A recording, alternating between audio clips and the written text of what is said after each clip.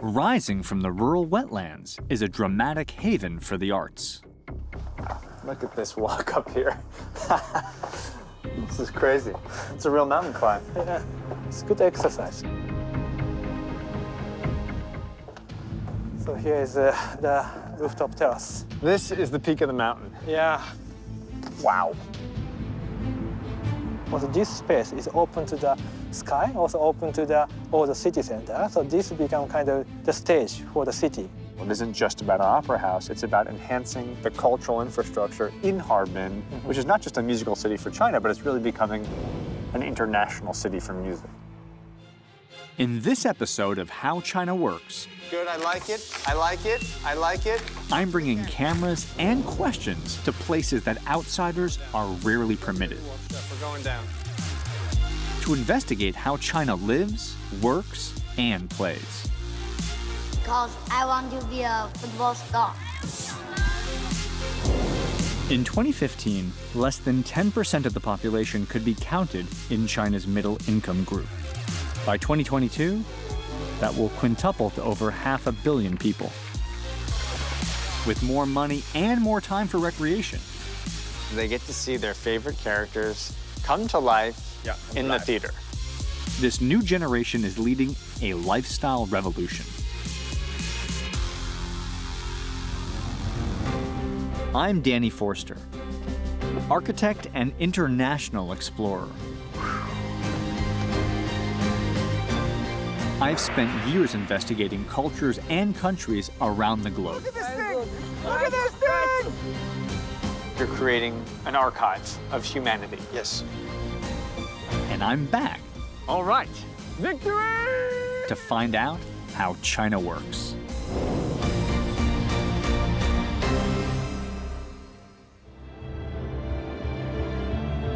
The city of Harbin has a new cultural space, as dramatic as the operas on its stage.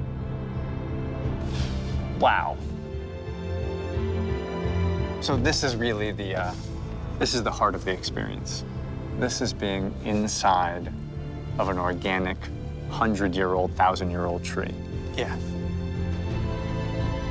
When you think of great international cities, you can't not think about the cultural buildings and really the opera houses. Lincoln Center in New York, the Sydney Opera House, Beijing Opera House. These buildings define cities by becoming hubs of culture. You've created one in Harbin. This building is a bold new symbol of the city's cultural legacy. Over a century ago, Harbin was an outpost on the Trans-Manchuria line. Russians immigrated here in large numbers to work on the railway. The Jews among them did not work on the railway. However, they did become part of the community, and they helped build a culture that endures today in the city's reverence for music. Today, the city of Harbin is experiencing a cultural renaissance. Resources are being poured into all sorts of new venues for performers and spectators.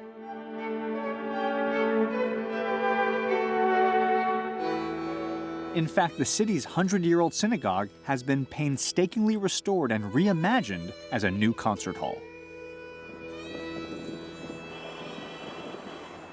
For me, a synagogue, to be a concert hall, is quite natural, because every Saturday, the cantor will stand on the stage over there and will sing. And the practitioners, the people who are sitting here, will sing after him. Then Professor Dan Ben-Kanan is an Israeli scholar who led the restoration of this century-old synagogue. So everything I'm looking at here was destroyed. absolutely, totally. Luckily, they didn't touch the windows. And I had 4 photographs of the interior of the synagogue, but you could not make up the details. So I wrote letters, sent about several hundred letters to people around the world and asked them to look at their private photo albums. So all of these were rebuilt to Rebuilt. match the original elements That's right. that you had images of from an international letter hunting search. That's right. When I was suggesting that this will become the center, music center of Harbin, I was very happy when it was accepted.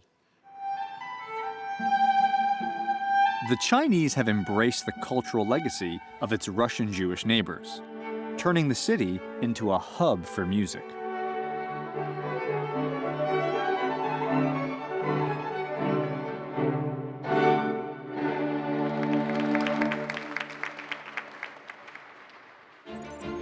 China's appetite for arts and culture is increasing. In recent years, rapid urbanization has given rise to a wealthier class of Chinese whose combined income is greater than all of the UK, Germany, France, and Spain's middle classes. And it's not just that Chinese workers have more money than they once did, they also have more time. 2 days off a week and 2 weeks off a year, which is double what they had in 1995.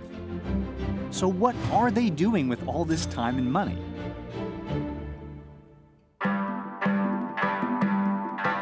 Some are sending their children to music schools, which are growing in number.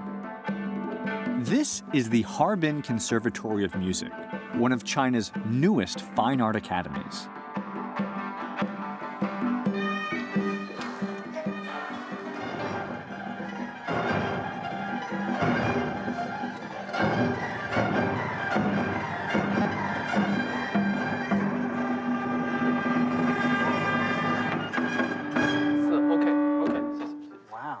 Hi, how are you? I'm Danny. Ni hao.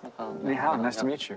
I'd love to be involved, but I feel like, I'm not a very musical person. So what's the simplest place to start? Where do you begin? Simple, 最简单的那个大低音锣。 The gong. Simple, pianissimo. Middle. Forte, fortissimo crescendo, forte.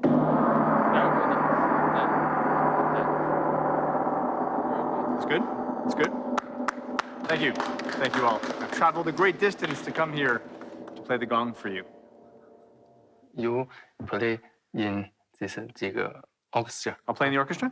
Look at me. You conduct? All right, it's game time. Get ready for some serious musical majesty.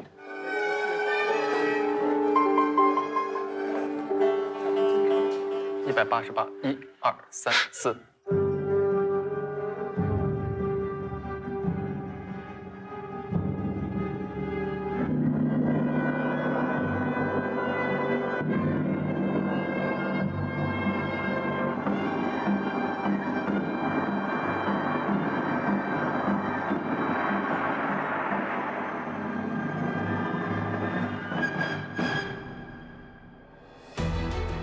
For some, leisure time is better spent on the field than in a concert hall.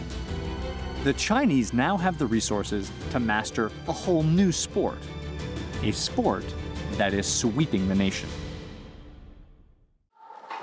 好，下面我们来看一段视频啊。这段视频是2003第一队在河南漯河的时候与山东鲁能的一场比赛。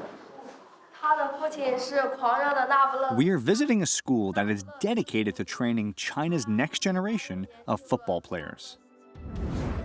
Tsingyuan, in the southern province of Guangdong, is home to Evergrande Football Academy. It has 50 pitches spread across 167 acres, and it can accommodate up to 10,000 students, making it the largest football school on the planet.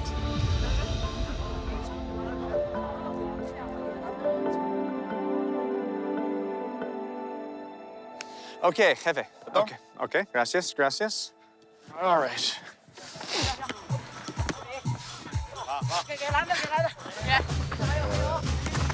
Wow.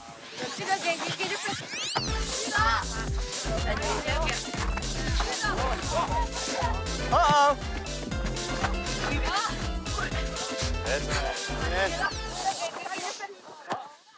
Okay. That was great. We played for 4 minutes. I'm gonna go sit down for 10. 2,000 years ago, the Chinese played an ancient kickball game and even set up professional clubs. Now, in modern times, football has not been as popular in China as, say, table tennis. However, recently, it is roaring back.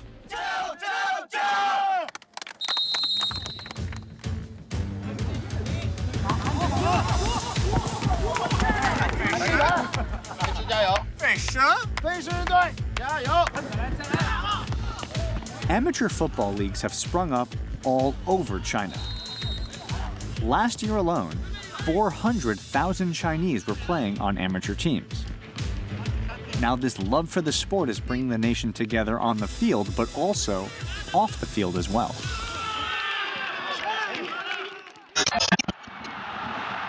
Football is now the most watched sport in China.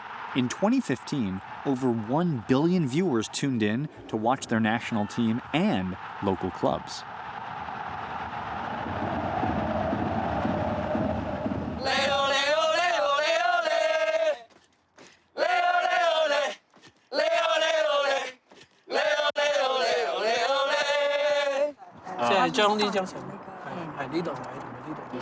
Football is getting bigger and bigger in China, that much is clear.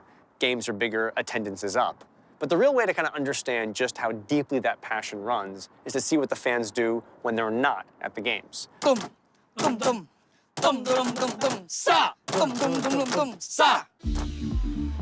This looks like a really nice professional publication. 我们召集了全国的喜爱广州恒大的一些球迷来做一个公告式的一个集合吧，把它整理出来，然后做出这一份特刊。No professionals, all fans. All fans. That's crazy.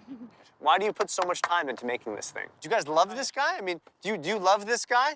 Yes. Yes, You love this guy. Yes, I love this guy, this guy, this guy. Yes. China has traditionally excelled at individual sports like table tennis. However, football depends on teamwork. So in addition to skills and drills and strategy, a football school in China must teach team spirit. At Evergrande Football Academy, the students live together on campus, learn together about the world's best teams and players and the famous games they've played, and eat together, adhering to a strict diet approved by nutritionists, just as if they were world-class athletes. I'll have some fish. 鸡肉。鸡肉。鸡肉。 What do we have here? Beef and 那个 tomato。 Beef and tomato. It's a lot of protein. 营养上绝对的没有问题的啊。 I know, I'm a growing boy. 这个营养搭配是非常好的，但是不能挑食。There is an obscene amount of protein on this plate. Beef and lamb and chicken and fish, carbohydrates. This is not dinner, mind you, this is lunch. How's the food? It's good? Yeah. It's a lot of food. That's a good lunch. So why did you come to this school? What made you like football so much? Because I want to be a football star. You want to be a football star? Yes. What about you? 足球会让我们感到成就感，然后会给我们很多欢乐。 Nice. I like it. I like it. I can't tell if you like sports more or noodles. After the students refuel, they spend the rest of the school day training together. Sigue. Azules, por favor, en este lado. Azules ahí. Verdes para allá. Nos ponemos la mitad del grupo en un lado, la mitad en el otro. 蓝队这边底线，绿队这边底线，球门两侧平分啊。 Okay, so what you just saw is kind of amazing. Two coaches from Spain. Doesn't speak any English or Chinese. You got one translator who's Chinese, who speaks Chinese, English, or Spanish. All the students, the players, speak no Spanish. How this works, I don't know. I know it sounds crazy, but it makes sense. If you want to build the best football school, you have to hire the best coaches. And the best coaches naturally come from the world's best club, Spain's Real Madrid. Like, for example, head coach Sanchez.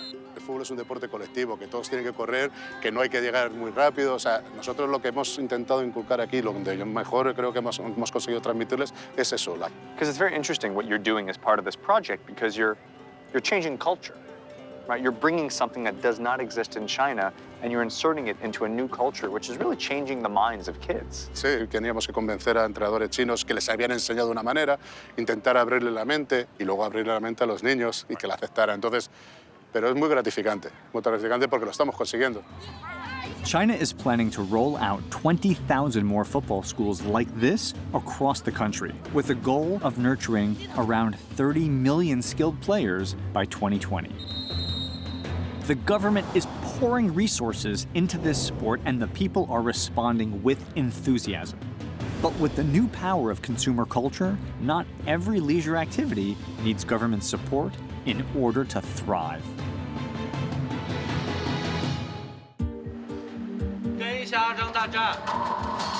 Rehearsals are underway for a play adapted from the Chinese novel Grave Robbers' Chronicles. Now, unlike a conventional bestseller, this novel was born online and quickly rose to fame after receiving 18 million downloads.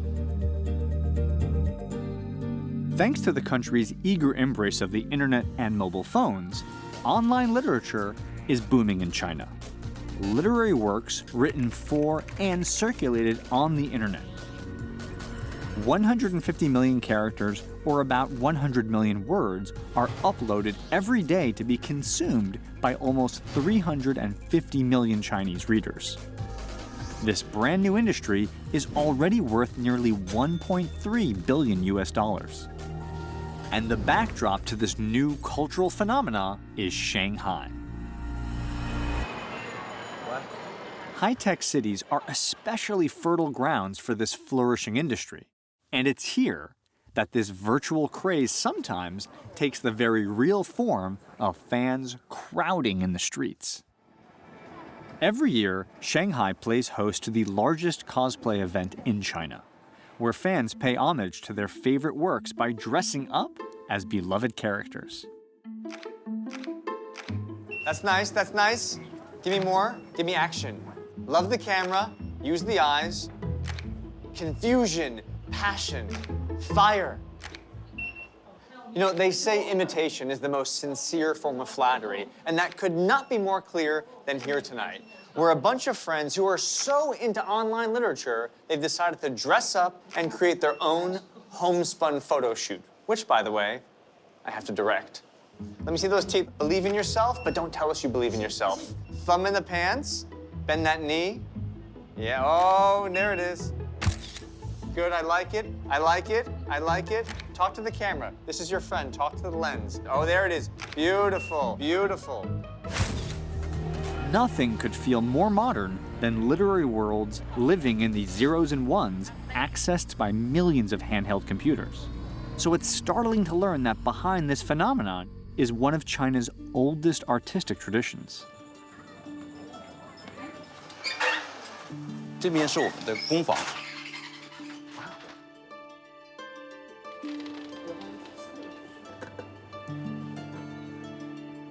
现在是我们的刻板师傅。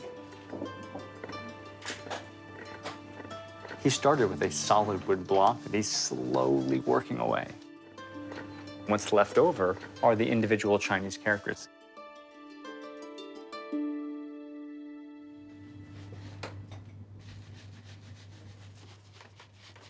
Once the wood block is fully saturated, covered in black ink, we bring the parchment over, and she physically presses down on the paper, and that contact, that interaction, produces that.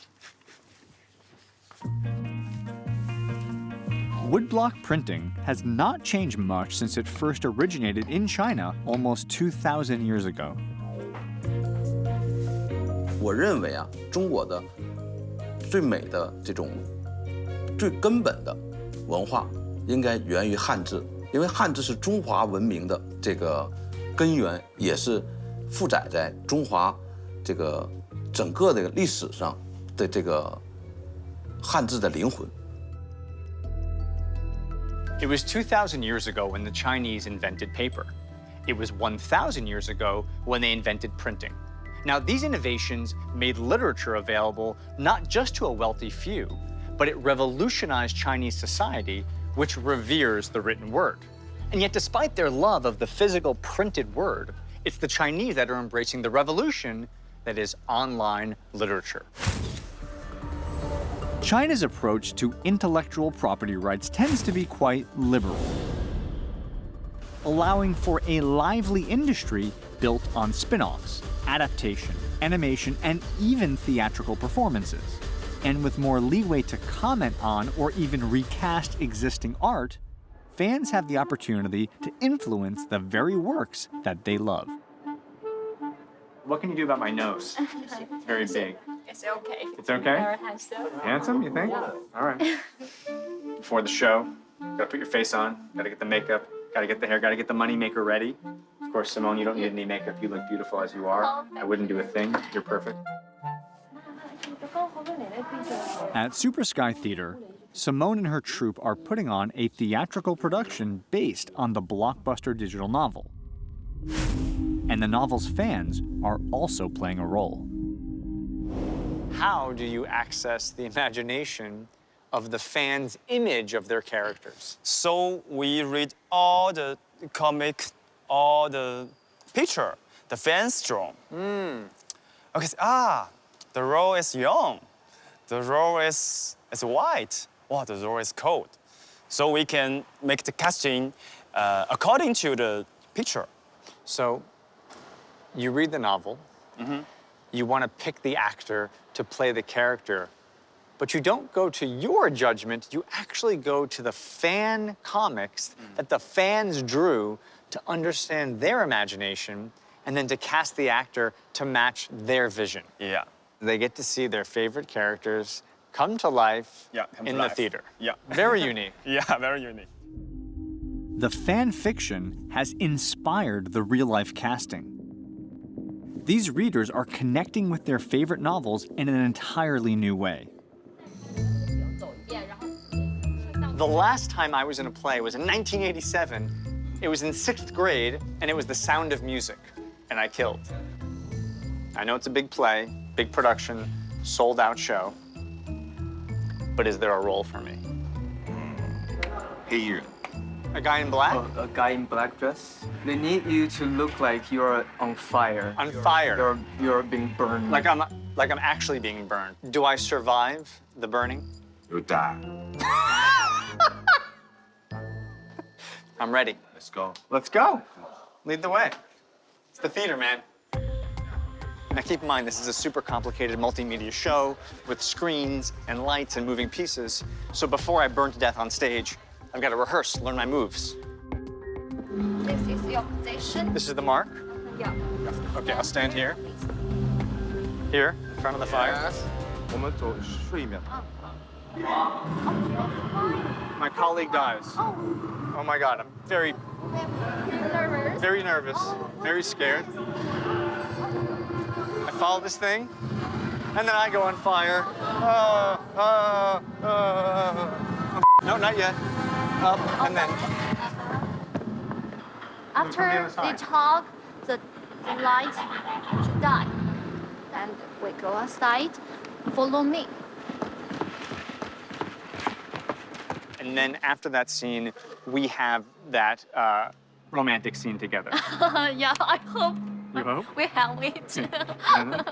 Yeah.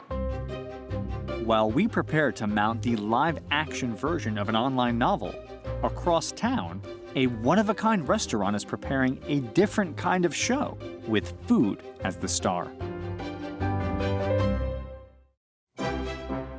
So I've come to an undisclosed location somewhere in Shanghai to meet one of the most innovative chefs on the planet.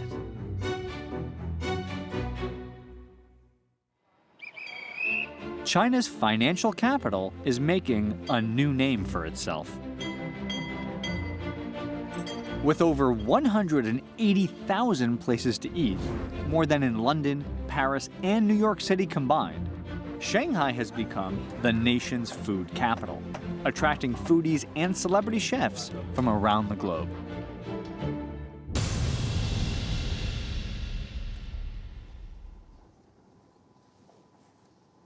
Danny, bonjour. Bonjour, chef. How are you? I'm impressed. Welcome to Ultraviolet. Thank you. Ultraviolet is one of the most exclusive restaurants in the world, under the direction of the celebrated French chef Paul Perret. Here, the kitchen is an art studio. The plates are like blank canvases. The ingredients, Chef Perret's paint box. That makes it like a little paint. It won't be a disaster if you put it differently. First, take the spoon plain hand, and then we get this one. Let your hand loose. OK. On peut la remouler un petit peu. OK. And now we let it fall a little bit. OK, and we're gonna cut a little bit at the end, right? You have the feeling, right? All right, Chef. Come on, buddy. Oh, Chef, we're in trouble. Chef, we're going down. That's OK, that's not bad. You have the tape.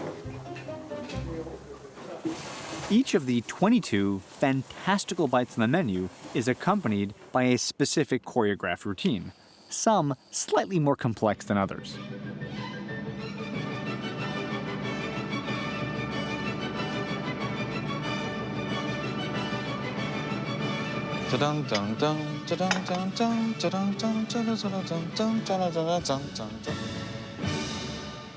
Right? But no. What was wrong with that? Right hand? Right hand, sorry. Line it up. Okay. Yeah, I would say la, and everybody say bouillabaisse. And then we very softly tell the guest, 1 bite, please. 1 bite, please. Do I say la? You don't need to say la, okay? I'm the only one say la. No one else but you says la? Yes. Got it. So let's try that. La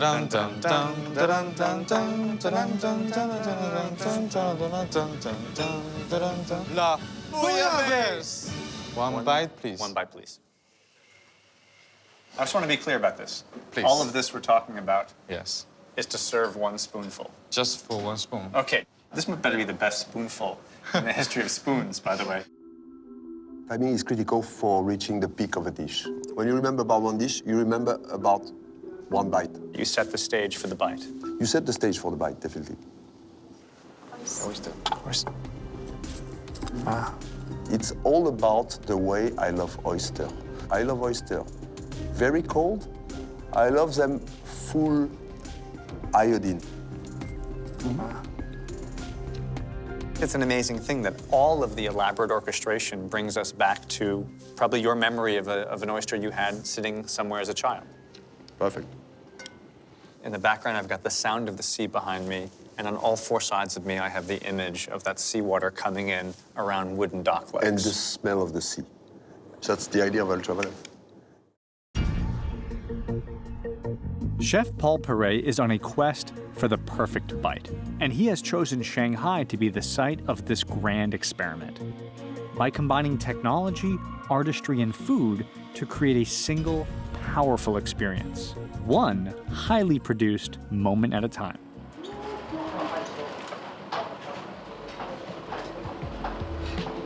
Behind the scenes is the tech room. Rolling menu. Head chef Greg Robinson shows me how the operation is orchestrated. This sets the tempo for the kitchen, and the kitchen sets the tempo for the evening. If you lose that tempo, you lose that feeling and loses that excitement and loses that emotion. Every moment is considered. Every moment is thoughtfully crafted by you guys. That is correct. Lights, smoke machines, smell machines, LEDs, projectors, servers, chefs. I mean, all of that to come together to create this experience. This is a performance art piece. With this level of innovation, dinner has become something more than food. It's a provocative art form designed to satisfy the growing Chinese appetite for arts and culture. Case in point, this evening's performance, in which the digital novel The Grave Robbers Chronicles has been adapted for the stage. The fans are eager to see their favorite characters come to life for the first time. And they are no doubt especially excited to see my character, otherwise known as the Man in Black. Pants? Yes. Jacket. Okay. One last piece of the puzzle. And I'm in character.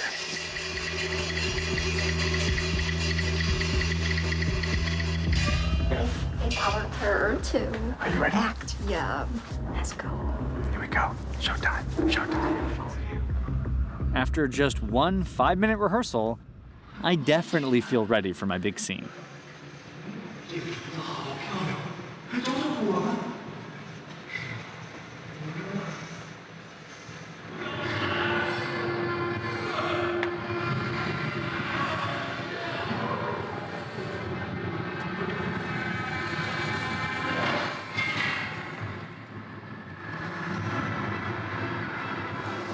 What's happening? I want to look, but I'm not supposed to move because I'm dead.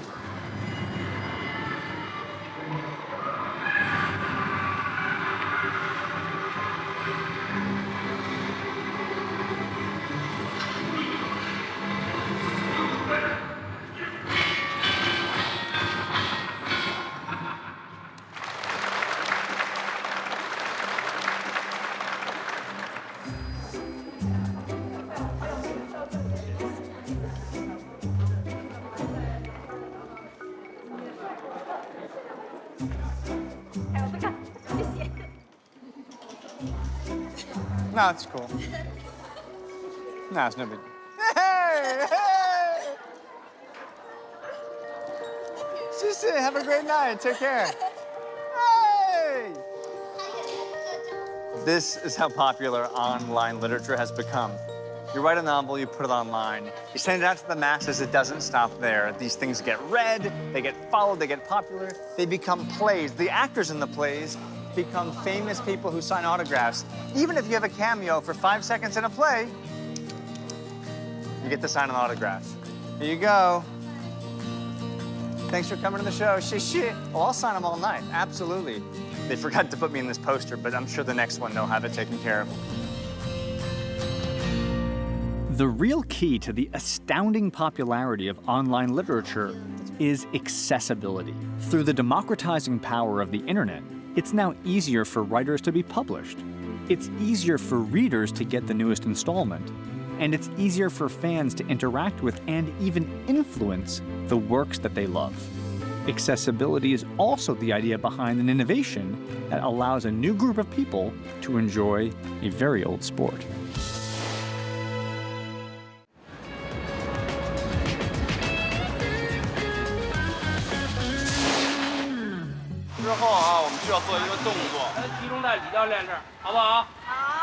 What's cuter than 7-year-olds who don't know how to ski? I mean, it's amazing. Yeah. My name is Danny. Hi, Dan. Nice to meet you. Is this your first time skiing? One time for here. One time here. So he's practically a pro. He's skied once before. Have you skied before? 2 days. All right. So we got some beginners here today. We've got some second-dayers, some third-dayers. Time to take off the training wheels and get to skiing. 好了，从那边开始上。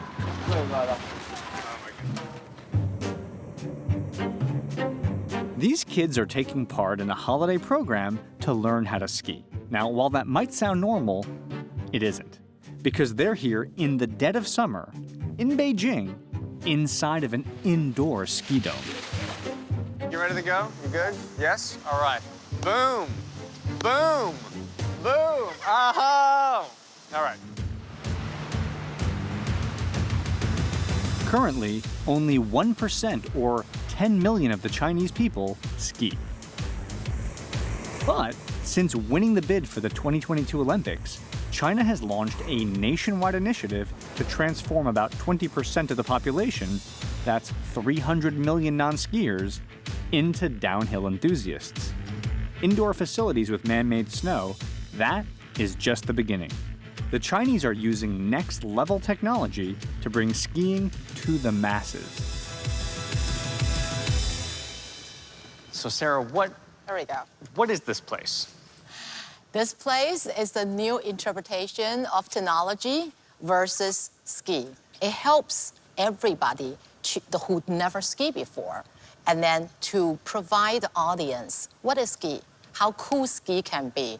So it's like a little tease. Correct. And where is this magic piece of technology? Let's check it out over there.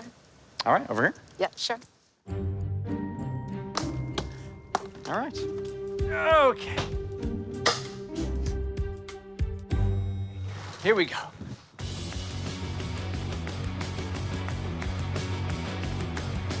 Now we got it. This seriously feels like skiing.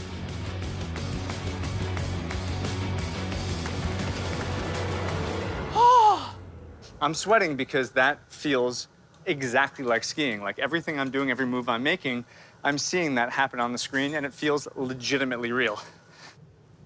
This sensor actually track what you're doing over here, and it also react to what you see over here. So you've got the real mountain, you've got the real geometry, the real slope, the pitch, the feeling of the snow. You've got all this technology, but you're saying is that accurate, that this is a legitimate way for a skier to train? Yes, it's a serious technology. With some of the world's best real-world ski slopes available on its database, this piece of technology makes skiing affordable and accessible to the public year-round before they test their skills on actual outdoor slopes.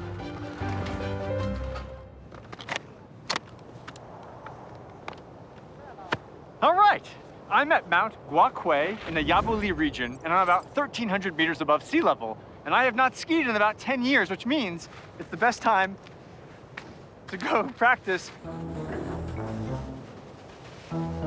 I forgot my pole. Is it back there? Help? Help!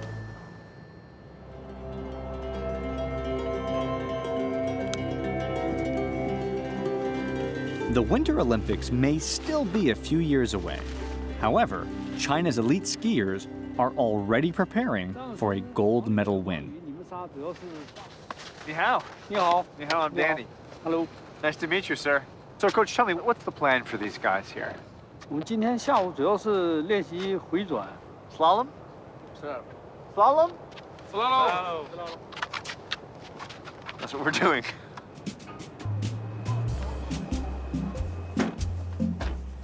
What's so fascinating about meeting the coach who's teaching these skiers is that China's going to have the Olympics in 2022, right? That's a huge opportunity. We've got China hosting the games. What's the plan? 这个因为时间还有4年半时间，一是就是有天分的运动员，主要选择有天分的运动员。第二个就是我们一定要有紧迫感，抓紧一切时间去提高运动员的从技术啊、心理呀、比赛的经验方面，就是说在这4年半我们都要完成。Gentlemen, you good? Let's go. Skis? Yeah. Climbing.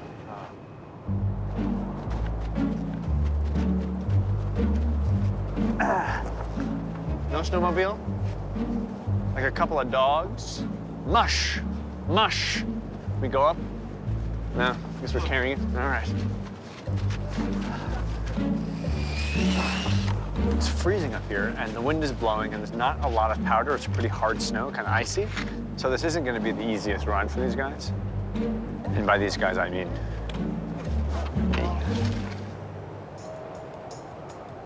Go.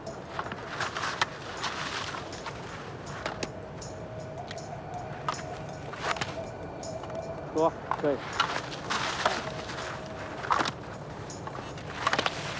Whew, snow is coming, the wind is blowing, it is cold. Go. Go? Go. Me, go? See you later.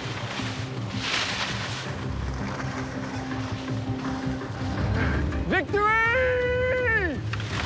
Getting an entire country to adopt a new sport may sound ambitious, but grand nationwide goals have never deterred the Chinese. It worked with their most triumphant sport, table tennis. But can that level of success be replicated?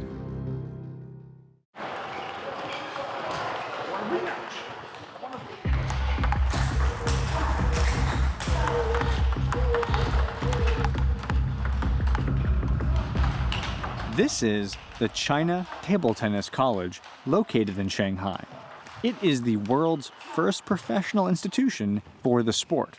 Young talents from all over the country have been specifically recruited to train right here. So I've gotten a chance to scout the place out, look at their players, and I'm ready for my match. I'm gonna take on one of their best players. One of their best 8-year-old players, but the point is this. Myself, Winjia, you and me, USA, China, Olympic rematch. Who's gonna win? Are you ready? Are you ready? Yes. You're going down. You're going down, Winjia.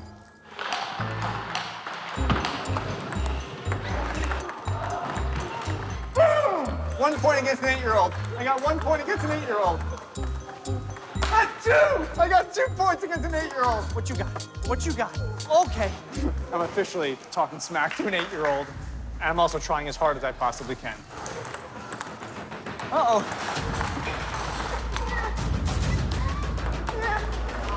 Oh.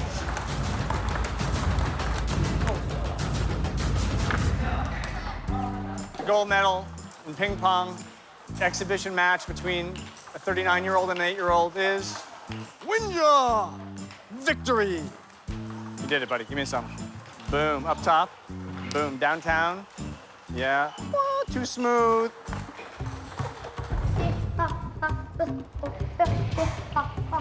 When China won all 4 medals in table tennis at the Rio Olympics, exactly nobody was surprised. The Chinese are without a doubt undisputed champions, having won 28 of the 32 Olympic gold medals in table tennis since 1988. Why is China so dominant in ping pong? 整个国家在支持，他们的训练时间可以保证，然后队医啊、体能教练啊都有跟踪嘛，然后各个省的教练都是集中到一块的。他们是每天上午读书，下午训练，下午每天是3个半小时的训练时间，每周有3次是晚上训练，1个半小时到2个小时左右。 We're talking about 6 days a week, 6 hours of training a day. You've got school in the morning, training in the afternoon, homework at night. And this is full time. So at night when they sleep, do they hold the ping pong like this or do they hold it like that? In short, China now dominates the sport of table tennis because it decided to. In the 1950s, when table tennis was declared a national sport, the country poured resources into training programs encouraging everybody to play and cultivating talent at a very young age. With this large a population and this singular a focus, the results are bound to be impressive.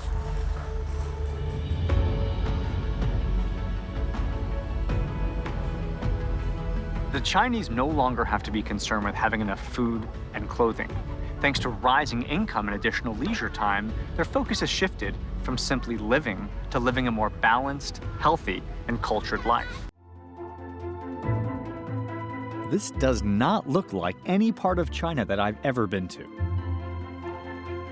This is really wild. You know, there's a beautiful lake here in the center, pyramids, this like totally incredibly wacko, interesting office building to my right. This is bonkers. This is incredible. Yeah, I love the word that you use, like bonkers, weird, bizarre.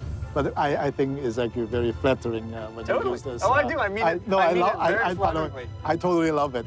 This isolated creative compound in Fuzhou belongs to NetDragon, one of China's pioneering animation and online gaming companies. They're using their talent for creating addictive games to revolutionize education. We really do want to disrupt the world of learning, but in a very constructive way. Right. In China, in K-12 alone, there's 200 million students. In India, it's 220 million students. You cannot build enough school to educate them. The only way to do it is through technology. So it's really taking these digital communities that you guys have already established for many, many years very successfully and sort of reformatting them with a different vision. We don't believe that learning can be all accomplished online alone. So that's why the whole graphic technology that we have, which is to bring a speaker from one location to multiple locations and interact with the audience real time. We work with people like Stephen Hawking. We beam him from Cambridge into 4 different cities in China. this technology basically allow him to travel around the world. Live beaming can give students across China, even in the most remote one-room schoolhouses, exponentially greater intellectual opportunities. So this is where it happens. What am I looking at here? This is our hollow stage. Do we have any potential test subjects to test out this technology? Funny you ask. Okay, come on out, kids. Wendy. Come here, and that's Sally. This is our test group. This is our test group here. Today, I'm gonna demo a technology where I'm gonna fly somewhere else, and I'm gonna come here into your minds through the magic of holographic technology, and it's all through the internet. Are you ready? I'm going back to America. Bye.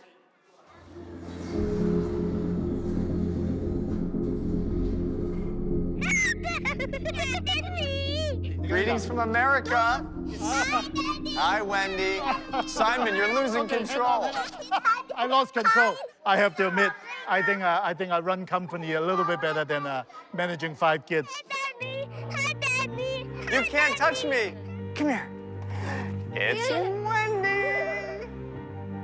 Even though the kids lost their minds, I do think it actually does speak to how exciting this really is, because if you're in a classroom and you've seen the same teacher every single day, then all of a sudden, one of your heroes comes beaming in from who knows where. That's an amazingly inspiring moment. That's an incredible experience. Good luck. Well, see you, Danny. So beam him up. Beam me up, my friends. Take me up, Scotty. This is just how wired the Chinese have become. They're taking a technology that really seems like science fiction, and they're using it in their everyday lives. It's hard to believe that 30 years ago, the internet was non-existent in China. In the decades that followed, the government made it a priority to speed up and expand data networks to support widespread smartphone adoption. With connection came greater communication, faster moving information, and, in recent years, ever-growing consumption. Today, the nation boasts the biggest e-commerce market on the planet, and nothing showcases China's passion for online shopping more than one single day.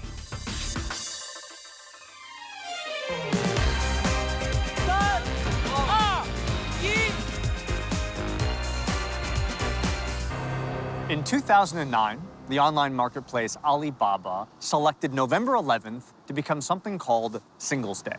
Singles Day represents not just the biggest day of shopping in China, but get this, the single largest 24-hour shopping experience anywhere on planet Earth. Last year alone, in a given 1 minute of shopping, there were over 120,000 purchases made. But think about that logistically for a minute. How do you get hundreds of millions of individual parcels to these buyers who are located literally anywhere all over mainland China? Best Incorporated is a key component of Singles Day success. Founded a decade ago, this supply chain company has both technological infrastructure and physical infrastructure. So its logistics services span both online and offline retail. With over 9,000 employees, 678 operation centers, and a whopping 4.2 million square meters of order fulfillment sites throughout China and abroad, BEST has a vast network. But it knows that its supply chain is only as strong as its weakest link. I'm meeting with the special task force at BEST's technological epicenter. These guys getting ready for what will be the single largest day of shopping in the history of planet Earth. And all of that commerce is ultimately supported on the back of the technology that these guys are creating. The R&D team has been performing a series of stress tests months in advance, simulating the same shopping intensity as Singles Day with 13 million orders per hour. So let me know what's going on right now. Okay, you can see here we get some peaks, yeah? And then we can see how the load of each node of the system works. So essentially right there, that's a fake spike. Yeah. You've essentially just thrown a bunch of parcels at the system all at once. Yeah. The performance of system is decided by the weakest node. Right. Okay. Once there is a problem at the end node, and the problem will spread to our central hub. Right. So it's interesting. So you have to actually push out your problems to all of your nodes geographically throughout China. Yeah. Because if they fail, that failure then comes back here. Yeah. Interesting. When our package doubles, we will get exponentially load. So the level of complexity when you go up by twofold can be as much as fourfold or more. Yeah, exactly. As these guys get ready for the big day on their screens, their colleagues are getting ready on the ground at warehouses around the country. Every year, after single day, we prepare for next year. So we prepare a year. Okay. In this massive warehouse with these hundreds of thousands of boxes, this is one of hundreds of warehouses you have spread across China. That's right. All our network, say covers the whole China, to the villages, towns. I mean, as long as you have villages. Everywhere. E-commerce is borderless. Borderless means anywhere to anywhere. So we not just want to help our consumer buying the products in China, but we want to help them to buy globally. So, but your point being that through technology, borders have vanished. Right. And a customer can be anywhere. Right. And a product can be anywhere. Exactly. Supported by logistics companies like Best, China's online shopping fever has created over 1,000 Taobao villages, clusters of rural entrepreneurs who have opened shop online, transforming the country's backwaters into booming trade hubs. Look at that. Oh, my Lord.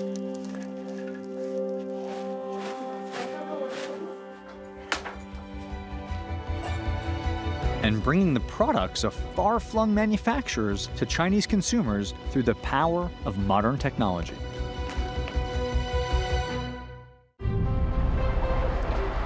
A little-known city in northern China has become a center for technological experimentation. A pilot initiative where big data analytics is being integrated into the urban and social fabric, a so-called smart city in Yinchuan. Watch this.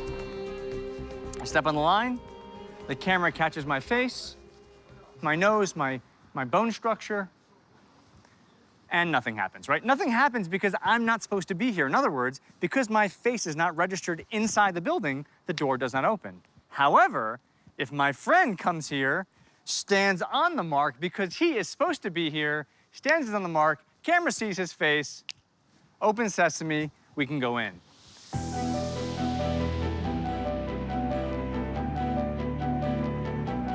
The facial recognition security system is just one small part of an all-encompassing new vision for this city. And I'm heading to the core of the entire operation to find out how it works. So this is the command center here, huh? Yeah. So here you can monitor the whole city. The whole city, everything. Dr. Wang Chuan oversees the gathering and analysis of an immense and constant flow of data. We can see from the screen all the systems and the sub-modulars of our smart city. So if I want to actually see what's happening on the streets in the city, how do you monitor that? Over 20,000 cameras. Are you kidding?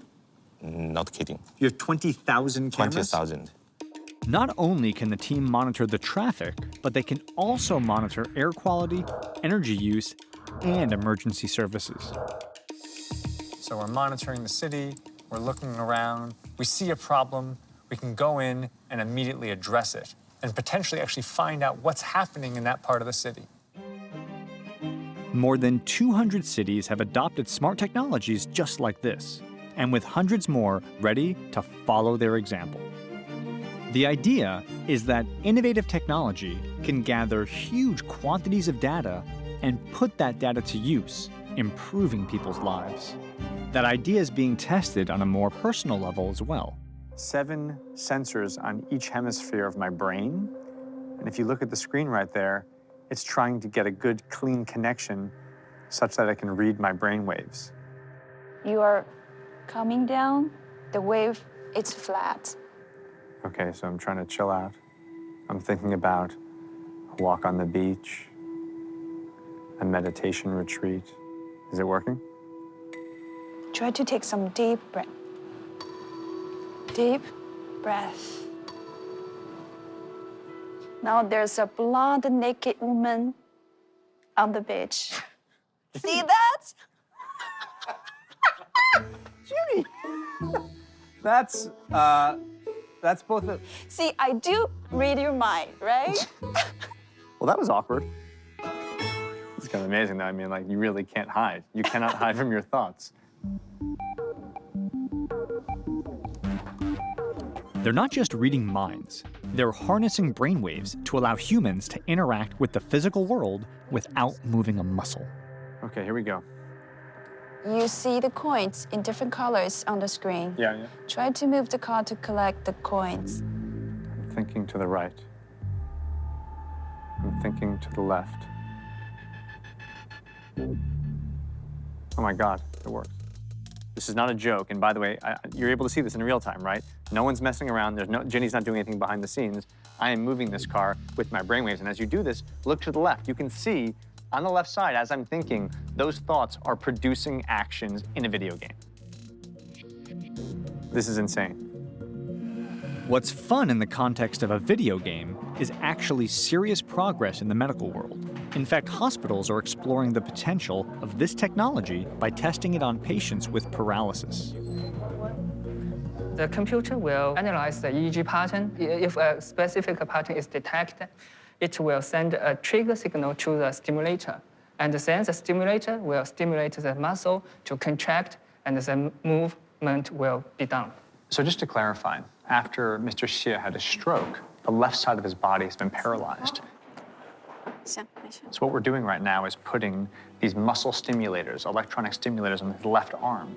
So he's gonna think about moving his left arm, which at present does not function. So the thought pattern is gonna get mapped. And as that thought pattern gets mapped, they're gonna simultaneously stimulate the muscle he's trying to move, in a sense, to remind his brain what he wants to do and how to make that connection. Mr. Xie, are you ready?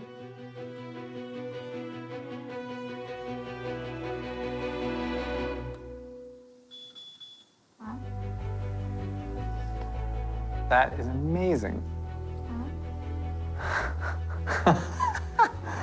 That's amazing. That's amazing.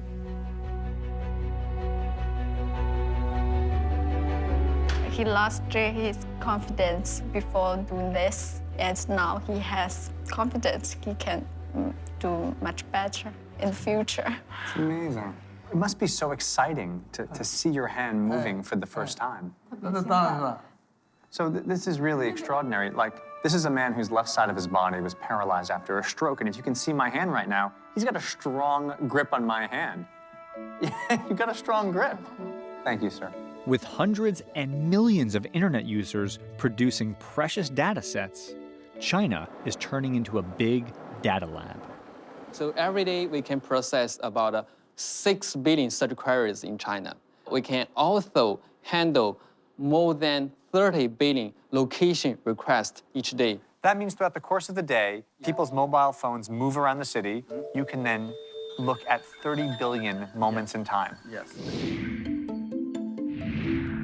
You can know how many people are working there. Yes. What their shopping pattern is like. Yes. What their disposable income is. Yes. And from that, in a very, very different three-dimensional and visual way, determine the trends of where the Chinese economy is moving. Yes. So by being able to aggregate this massive amount of information and perform your analysis, you can understand what's happening today, but really, it's about predicting tomorrow. Definitely, that's what we are doing.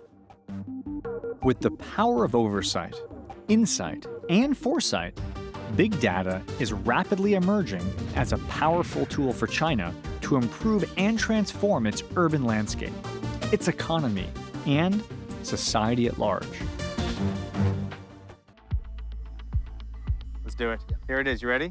5 seconds. 5, 3, 2, 1.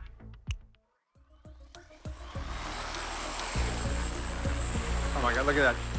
We can take off the second one, okay? On the same screen, same phone. Maximum efficiency, not just one drone. 2, we'll have a coordinated dual flight path to hit this thing as fast as possible. Right.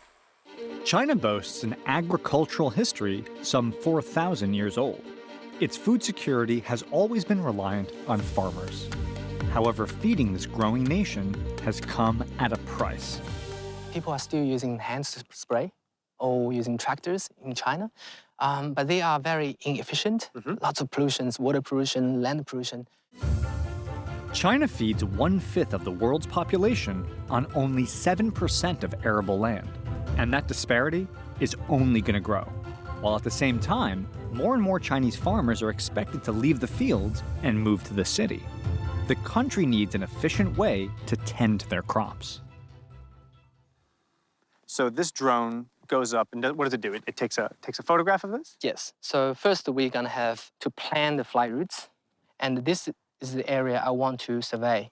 So the aircraft just generated a flight path. Let me get this straight. You said, I want to photograph there. That's right. It said, hang on, Justin, I have some ideas.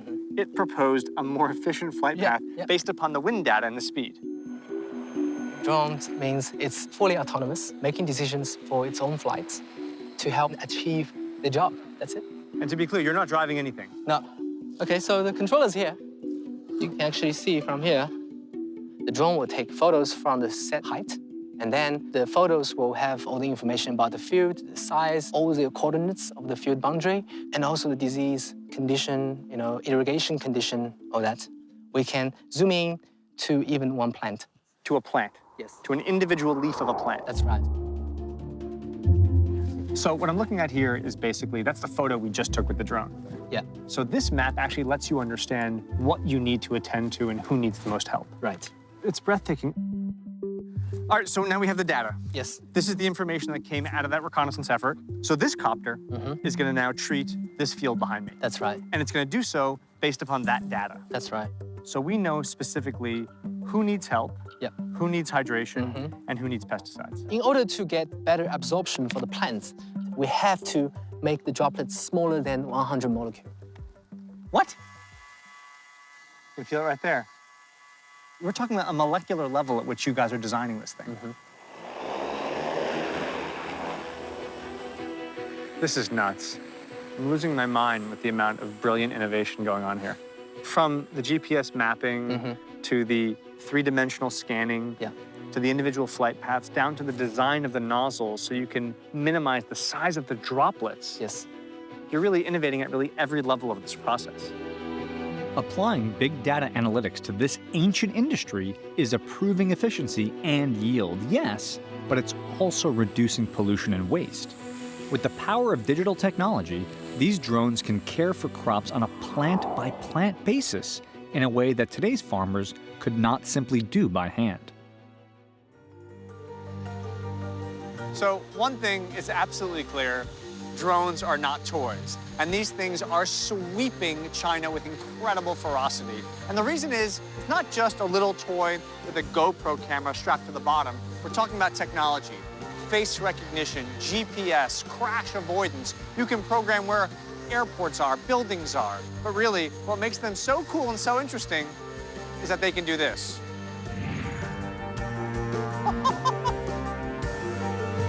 There we go, there we go. Amazing. Woo! That's nuts! Since new regulations require that all drones be registered and all drone pilots be licensed, there's a new demand for instruction that can turn amateurs into professionals.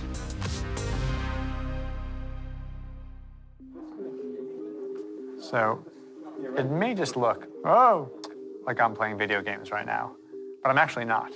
Myself and all my classmates are in professional drone school. Beijing's TT Aviation Technology is the largest drone school in China. 3、2、1，起飞！ Of the 8,000 licensed drone pilots in the country, 2,000 of them graduated from this school. These students are preparing for their final exam under the tutelage of instructor Mary Ma. So just so we understand the exercise, here's the test drone right here. Mary's gonna lift this drone in the air, hovering above this one single point. It's gonna rotate 360 degrees, and what we have to watch for is, does this drone sway from this very location in space? Look at the intensity on Mary, right? This is like super, super hardcore, really rigorous, and there's a tremendous amount of focus on both these guys. 我现在把它切给你，你来感受一下啊。好，3、2、1，切。好，继续看。Spoke too soon, Jackie. 继 Come on, 续 stay focused. 继续，对，对围45度， Oh, he's getting 很 it. 好，很好， Jackie's getting it. 很好 Look at this,，对 Jackie. 侧，对， Look at 一步 this, 一步的 Jackie. 开始， Look at this. 对，很好，继续。 There you go. Woo! Whoa! That was intense. No Is it problem. hard? I think you can. You sure? Yeah. This Rotation. ruler. This direction. Direction. Mary, you Okay. trust me? OK，No，等一下，稍等一下，稍等一下，稍等一下，稍等一下。She speaks English when it counts. 1、2、3， I 給 got 我 it. I'm on it. I'm on OK， it. 給我 Okay, I got it. I got it. I got 推 it. 油門，推油門。I got it. Stay with me. Here we go. Yes, left. OK。 Whoa! Whoa! Whoa! Look at this thing! Right. Mary! Right. Mary! Left. Left, yeah. Oh! Just a little bit, just a little bit, just a little bit. Okay. I'm sorry! Oh! Did a great job and didn't stick the landing. Now keep in mind, this looks like we're playing games here. It's not. And they're not graduating from like a hobbyist school. These guys are doing this to become certified drone pilots to have jobs and careers in agriculture, in photography, in movie making. Good luck, man. Good luck. The Civil Aviation Administration estimates that by 2018, there will be a demand for more than 30,000 drone pilots. With a growing population and a changing economy, China is embracing this technology as one way to address major logistical challenges.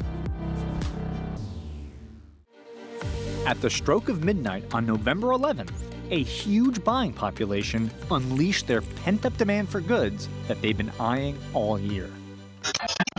Monday was Singles Day in the country, the busiest online shopping day of the year. E-commerce platforms have turned the day into a 24-hour shopping spree.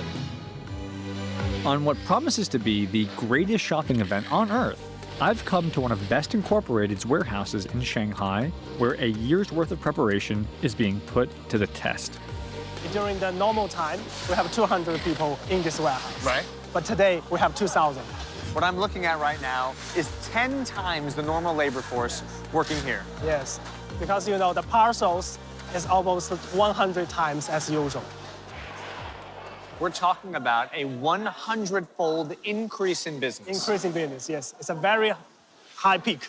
What's the biggest challenge with dealing with this huge volume of orders on 11/11? You have to find the right item in the picking and the sorting stage. What kind of level of accuracy do you guarantee when you send these parcels out? We guarantee 99.99%. 99.99%. Yeah, sure that. It's a tall order. They've got 100 times more parcels than normal. However, they've got a pioneering cloud warehouse system to handle the influx. So each of these enumerated blue baskets represents a person, right? A location to which these things are being sent. Big data from e-commerce orders are organized and interpreted as instructions through artificial intelligence systems. They then communicate with the labor force via mobile technology to help them sort and track inventory as those orders pour in. Where are we going here? Next location is here, yeah? Okay. Thank you. 1, 2, 3, 4, 5, 6, 7, 8. 8. So we get the happy sound. That sound tells us that we have completed our task. We have our 8. Then we get sent on the next treasure hunt.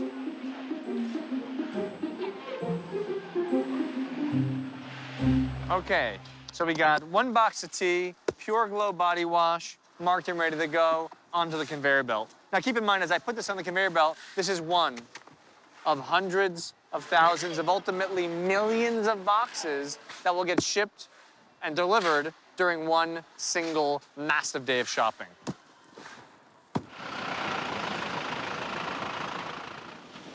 The packages from the warehouse and dozens of others just like it converge at sorting centers. Some hundreds of millions are filtered through this high-tech facility, one of over 280 in the country, where they're sent out for distribution and ultimately delivery. 好，来卸货了。 After about a year of preparation, 24 hours of absolute e-commerce madness, we have now arrived at the final step in the process. Unload the boxes, load up the courier truck, and cross the finish line. The question is, where do I take them? Teddy is the man not just with the parcels, but also with the technology. 首先要拿出我们的神系手机，这是我们要出发的路径。 Oh, I see. So you've got all the parcels, 1, 2, and 3. The actual path looks like it's drawn by a drunk person, but the computer is actually telling us that is the most efficient pathway to take to get these packages delivered as quickly as possible. 我开车，你跟着我。哦。 We're getting a phone call. Who's that? Hello， 喂。是的，百世快递。 So not just does Teddy just scan the package, immediately thereafter, the person to whom we're delivering it gets a text. The clock is now ticking. Teddy, let's get this to our customer. Let's go. You ready? 您好，我是百世快递，现在到你小区门口，您在家吗？ Even during this explosion of e-commerce, driven by digital technology and sophisticated logistics, small local businesses can also play a critical role in getting products to people. So in some instances, folks will just not be home. So Best has partnerships with a whole host of local mom and pop stores all over the country. 好，行，可以，再见。 So instead of leaving it at their door, we leave it at the local shop, and they can come back and get it later. 1111. Is this your place? Here? Yeah?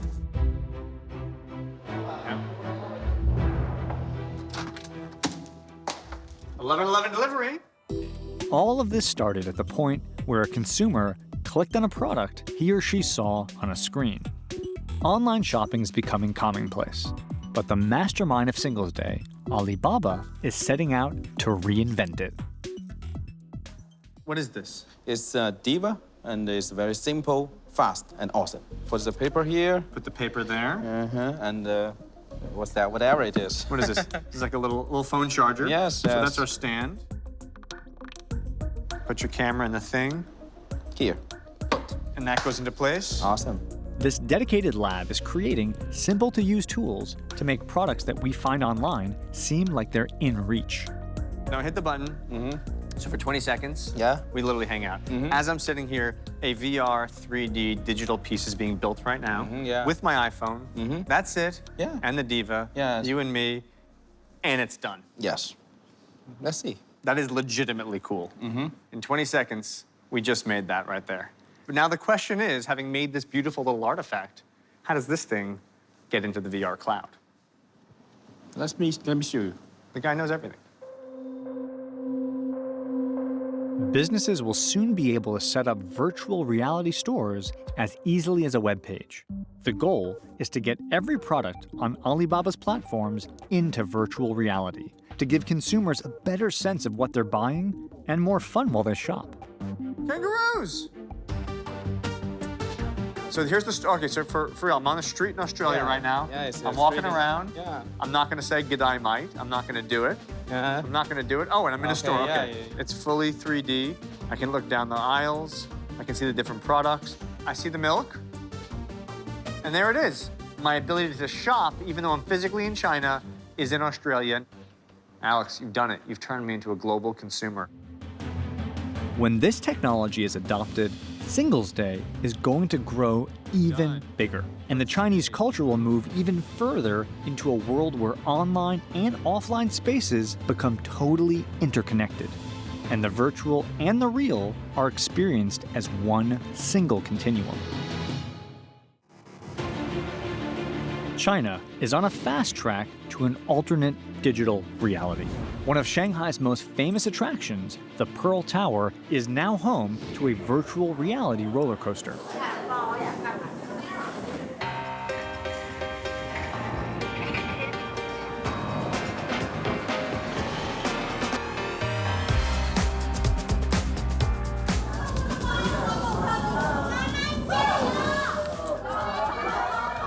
felt for a moment like I was shooting outside of the building, flying around the towers, and I will not lie.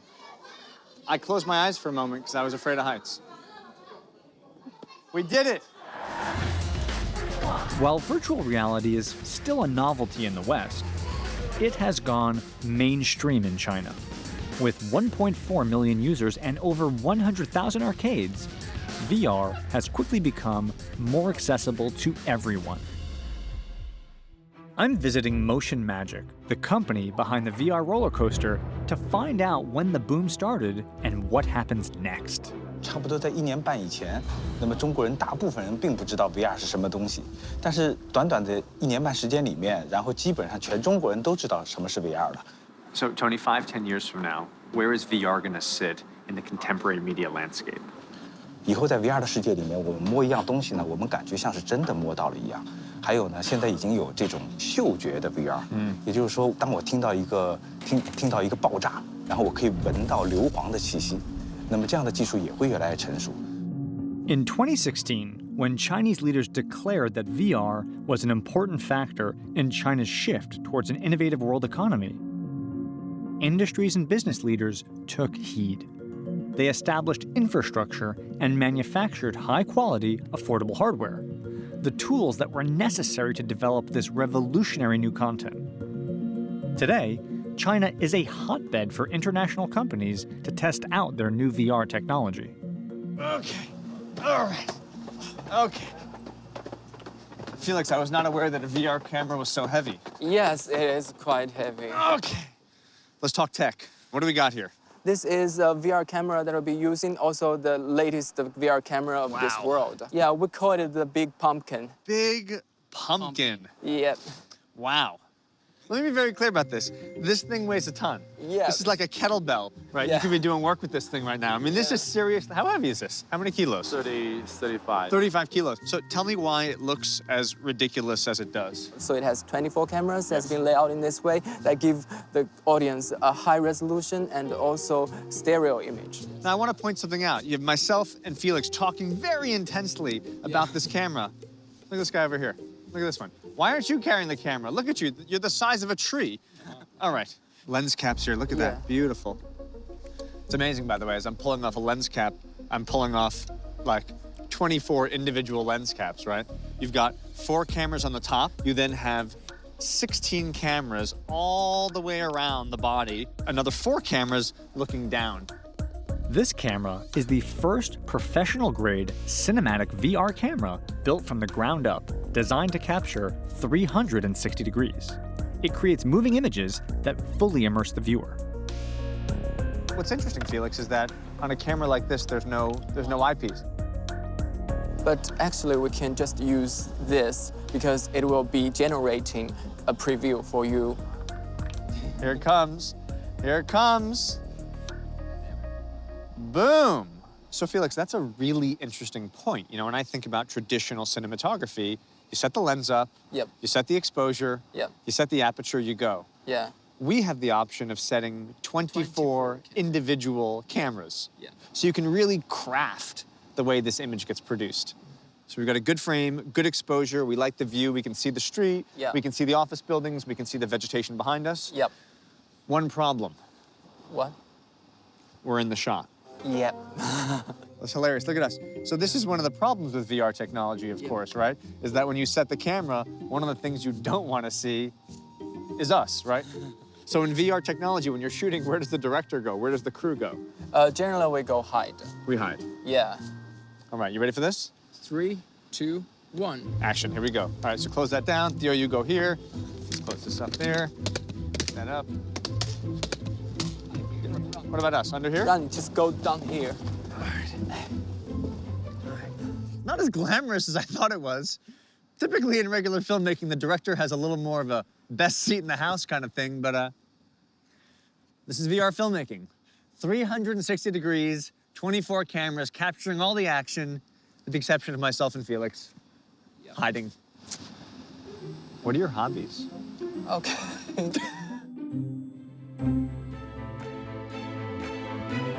Tourism, real estate, design, and of course commerce. These are just some of the fields that are using VR technology. expanding the power of the internet to connect people to the world far beyond their physical reality.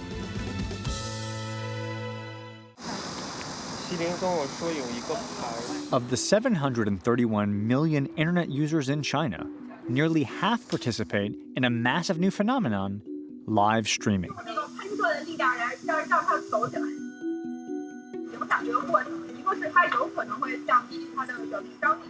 So today, you're going to host, I'm going to co-host, you're going to translate. Yeah. We're going to learn about science. And when does the live stream begin? When do we go live? Like right now? We're live now. Yeah.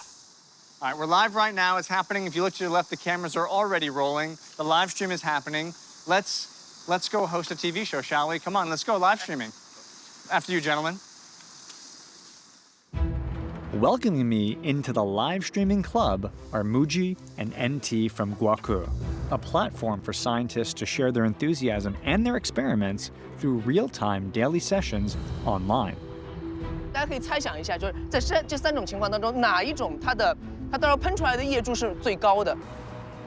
Muji is asking the audience which of the three contraptions will have the largest explosion. Now, the cool thing is, as he's asking those questions, they're putting in their responses, their possible guesses. So now they're going to stay tuned to find out what's going to happen. You ready? Ready. Ready? 3, 2, 1. Oh. Ooh. Turns out the people were dead wrong. There are now more live streamers in China than there are people in America. This user-generated content platform has spawned an industry worth an estimated $8.5 billion. That's more than last year's Chinese box office. My God, you're kidding me. This is not exhaustive. This is just an example of the most popular ones. My goodness. Social media expert Dr. Chen Lin explains the catalyst for China's latest craze. Okay, in the US, a smartphone average price is $499 US. In China, the cheapest one, okay, guess how much? $3. $3. Yeah.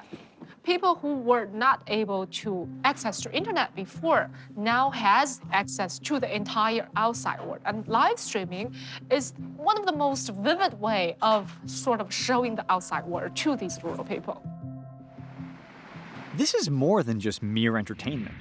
This is an interactive, dynamic, real-time relationship where fans can make requests, banter with hosts, and give virtual gifts which are redeemable for actual money.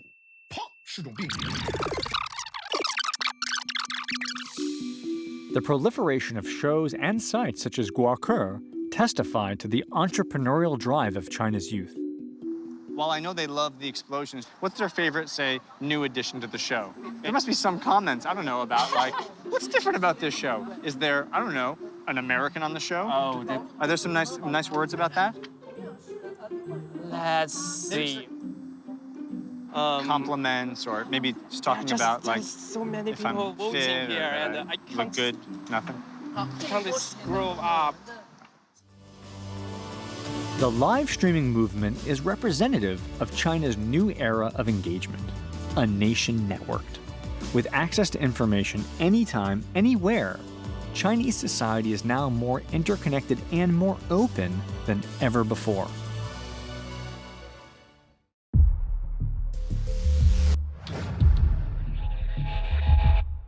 In the world of high-tech science, danger lies at the edge of discovery. Now we're going in. If at some point I turn green, get enormous, and rip my clothes off, that means that the radiation is in fact still going. Wow. That's it, huh? This is the beam. This is where cutting-edge architecture meets high-tech science. So really, I'm looking at like a cannon, right? It's like a gun. Yeah, like a gun. Like the actual beam is coming out of that steel wall? Yeah. From the steel pipes. Come right here. Come shooting right there. Yeah, shoot your samples. This building is designed as a spiral to fire electrons in a circle, producing a powerful light beam.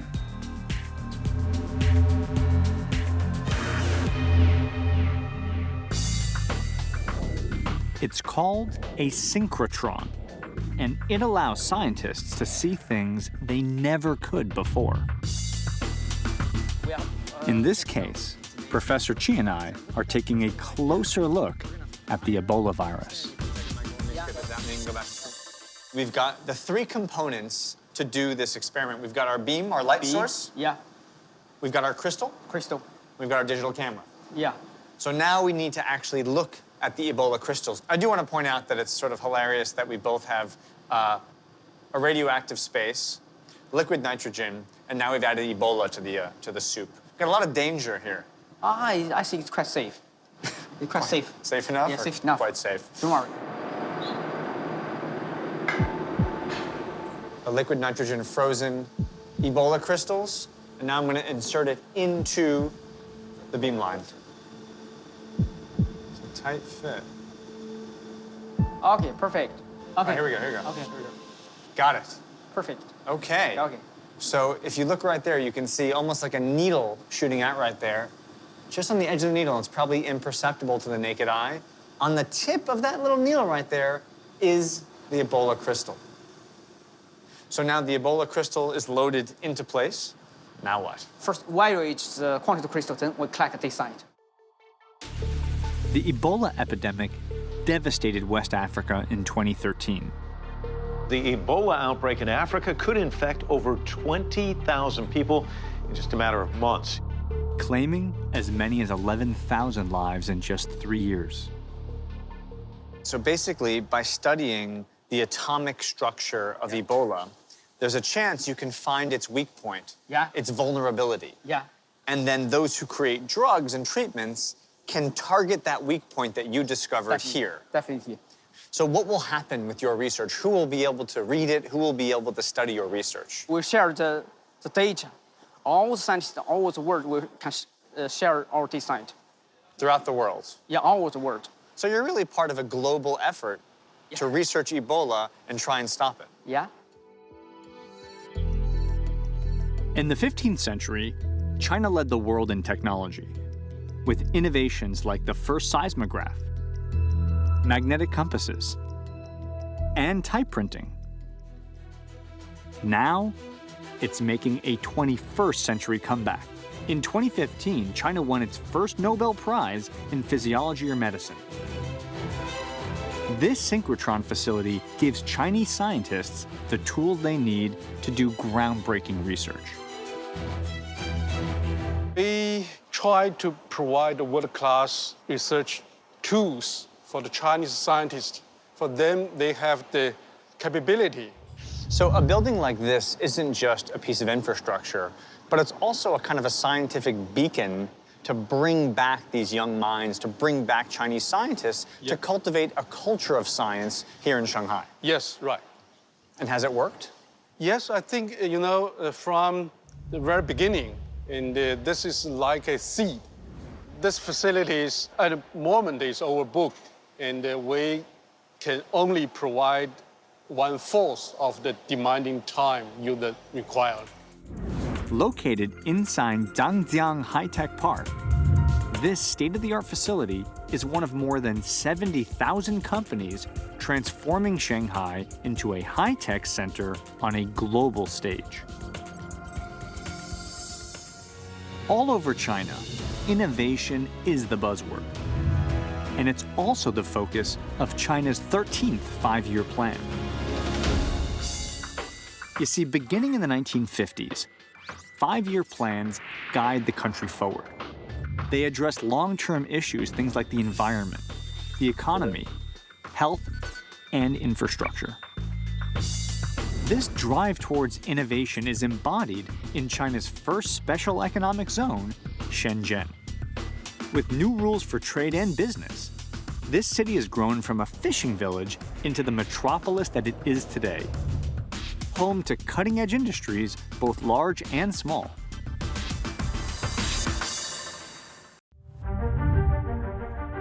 They call the city of Shenzhen the Silicon Valley of China. I'm heading about an hour outside of the city of Shenzhen to something called the China National Gene Bank. This is a place where they're sequencing DNA. They're trying to do things like cure cancer, remove birth defects, and bring back formerly extinct animals like the famous woolly mammoth.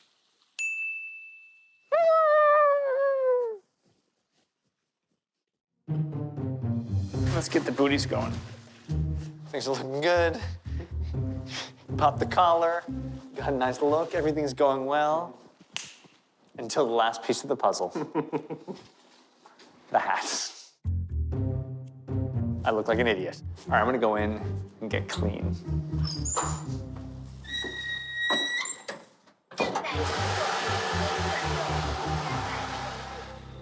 Over the years, China has poured billions into R&D, and this facility is a prime example.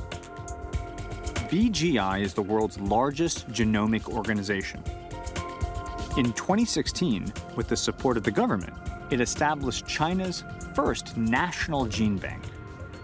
And each of these 150 machines can sequence a human genetic sample in less than 2 days. Those samples can then be stored, creating a vast biorepository of data. The goal of doing that is preserve those samples and try to digitalize them in the future. We can preserve it for millions of years. We will have the data. You can help fight diseases. You can change the way we live our lives. And if, God forbid, animals continue to become extinct, in the future, you can maybe bring them back using that source code. Yes. That's what you want to do. Yeah. Madness. You're like a scientist, a crazy scientist with a funny blue hat on. This is just the first step in BGI's revolutionary goal. When the first human genome was sequenced, it came with a hefty price tag of almost $3 billion. Now fast forward 10 years. Chinese scientists have fully sequenced the genome of the new E. coli spreading throughout Europe. They've since decoded the genomes of the giant panda and the silkworm. Now they want to make genetic testing commonplace in China. BGI's president, Wang Jian, is the visionary behind it all. Everything I see here, this enormous institute, all this data, all this genomic coding, all the people, the millions of people you've already sequenced, this is just the first step. Sure. We have 7 billions in the whole world, and we have 1.34 billions Chinese ones, right? So you want all of them coded? At least for the China. For the Chinese, we want it all decoded. You think it's a big problem? It's a big challenge? It's a big goal. For us, the big challenge is the financial support. We lower the cost, save people's life, provide the better service, make them happier and live longer. So really what this is about is creating the most financially available, incredibly high-tech technology that you believe can literally change and extend your life. Yes. If you want to see a doctor in China today, you can expect long waits. And if you live in a rural area, it's even more difficult to get medical care.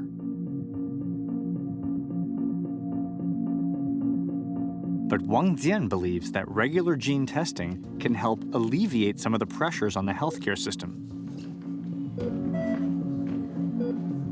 Every 6 months, Wang Jian has his gene sequenced. So in that dossier is the full genetic report. Yeah, the whole exome sequencing result. Here you can see Alzheimer's risk show OR ratio is 3.1, means person who have this disease risk is 3 times higher than the normal people. So I have to have my brain tested every year, every couple of months, to see if I get slowed down or memory is going up or going down. This idea that your life is in your hands is that you're empowering yourself with information that is otherwise hidden, right? I know my gene. I know what's going to happen, so I take care of myself. So in a sense, what you're trying to do is create a system for all Chinese people and ultimately all people to change the way in which they live their lives based upon the real hurdles that already exist in their genetics.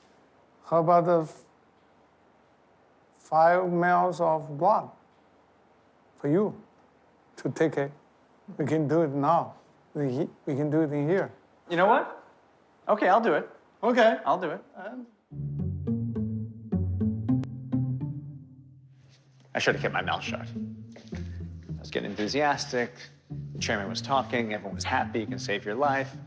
I did not want to do this, and now I'm going to go do it. Now I'm really regretting this.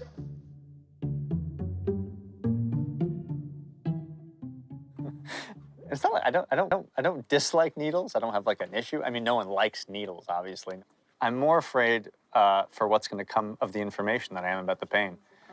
All right, so now you're going to take all this blood and put it into a vial.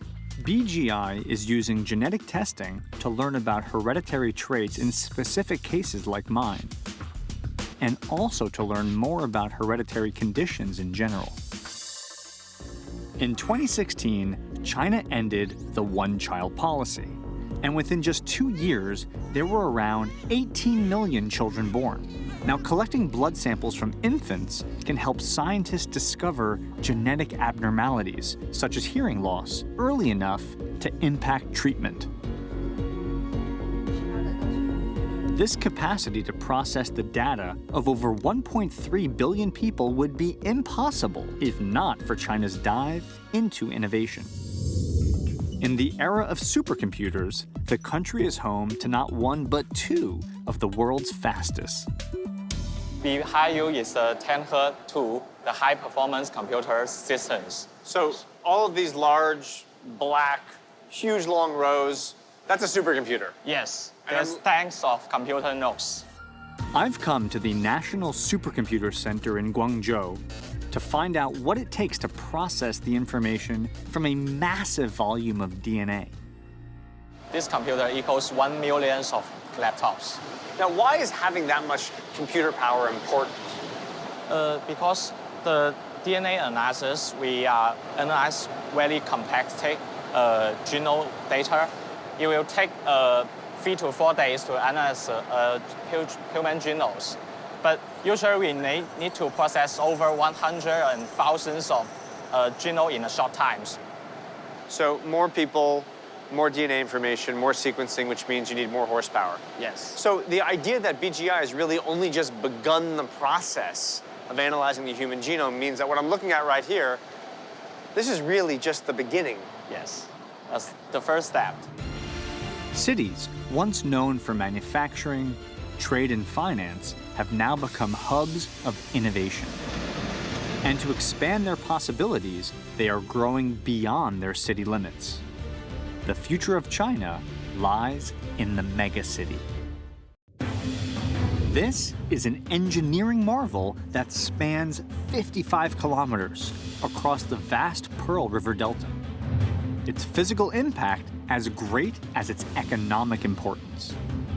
This is the Hong Kong-Zhuhai-Macau Bridge, and after nearly a decade of construction, it is nearly done. The one thing that keeps the Pearl River Delta from becoming a single, powerful megacity is the water. To get from one side to the other, it can take as much as 3.5 hours in a car. This gap hampers the integration between Hong Kong and Macau, which are critical elements to the local economy. So if they want to have total mobility, they're going to have an entirely new transportation infrastructure.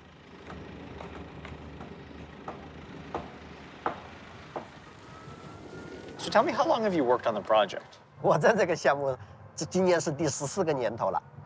One of the most unique aspects of this bridge is that the majority of it is above the water.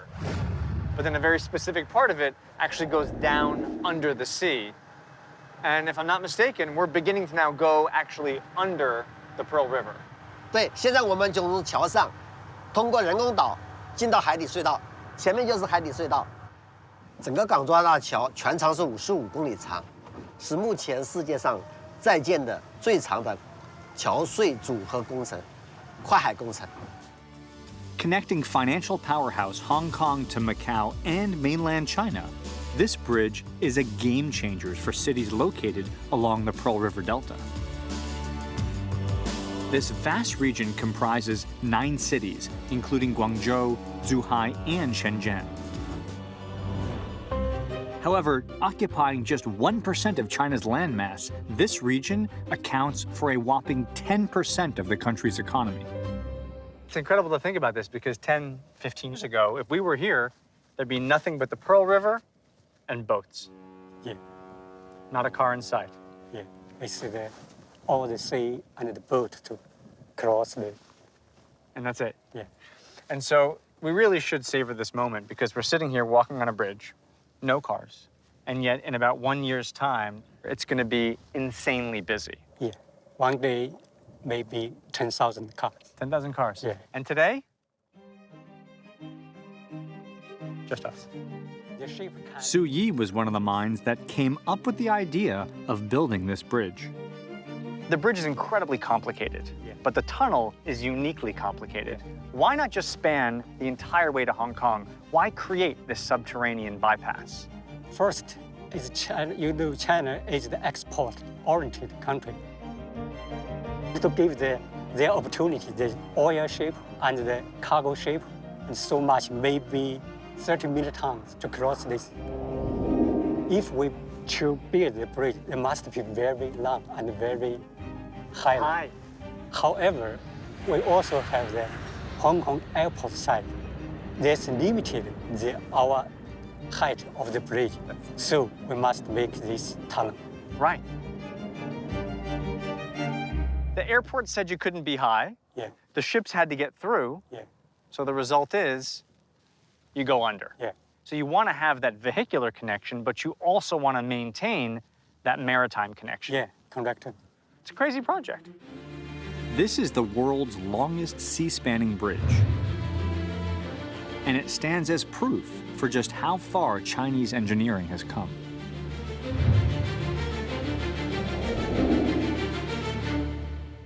Mr. Su, have you been up? No. Never? Never. 13 years you worked on the bridge. You're one of the founders of the bridge. It's a pity. It's a pity. Yeah, because I'm acrophobic. So the guy who built the bridge doesn't want to get on top of the bridge. The guy who just showed up is going to go on top of the bridge. I'm going to go in this thing. It's not a good deal, but we're going in. It's a column, right? It's amazing. It's 2 concrete columns that rise up over 170 meters above sea level and are connected by a symbolic image of the Chinese knot. This steel intermediary bracing holds the bridge together, and from that, cables come down that hold up the road deck, and hopefully, it'll hold up me too. Just thank you. And away we go.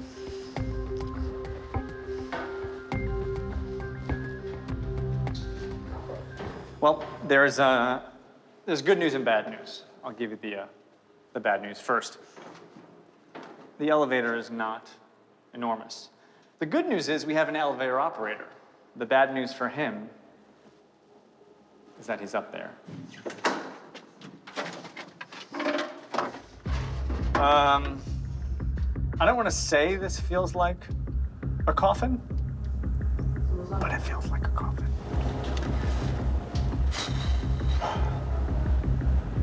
It'd be one thing if the thing went quickly, so you'd kind of get it over with, but we are just painfully and slowly creeping up the angled column, meter by meter. I don't know if I made mention of this earlier, but if you look over there, their door is open. Just the worst. Okay, not my favorite mode of transport. And almost there. Oh, almost there. Almost there. Oh boy, you can feel the wind now. Okay, you can feel the wind now. All right, okay.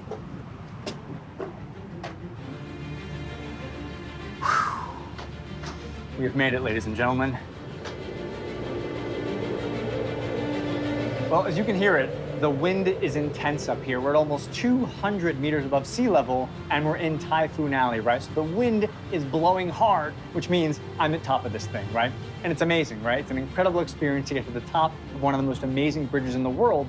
But really, for me, beyond the engineering, beyond the scope and the scale and the sheer numbers, it's the import. How does a piece of infrastructure like this not just change the region, but radically transform China and the world? For me, I just want to get down. With better connectivity across the Pearl River Delta, China is getting that much closer to its goal of creating a megacity, bringing people within just 1 hour of all the businesses and services they may need.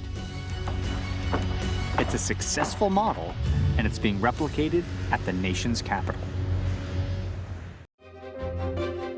For years, Beijing has been home to numerous industrial factories. But today, the buildings that once housed these factories now serve a very different purpose.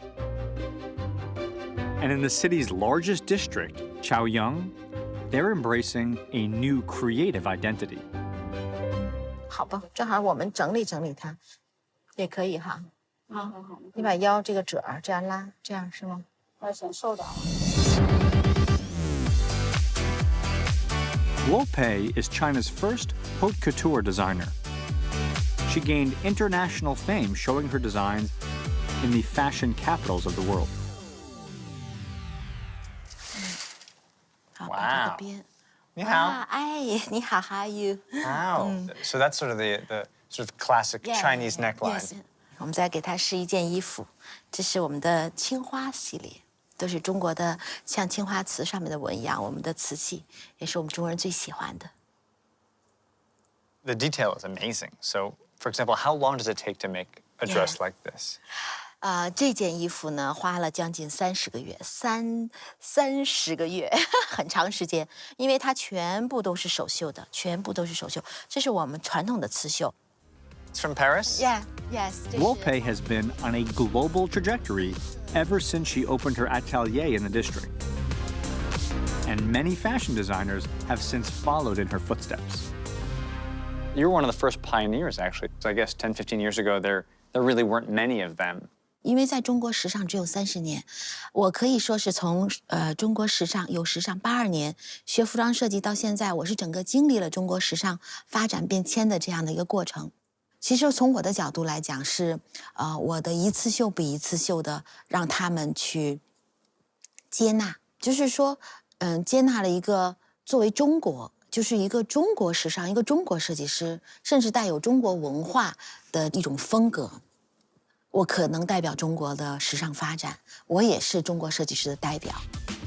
The growth in Chinese fashion coincided with a few things: the opening of China's economy, rising income, and the establishment of creative parks, just like this one where Guo Pei opened her first shop. Today, Chaoyang has at least 41 art zones, attracting international and domestic talent.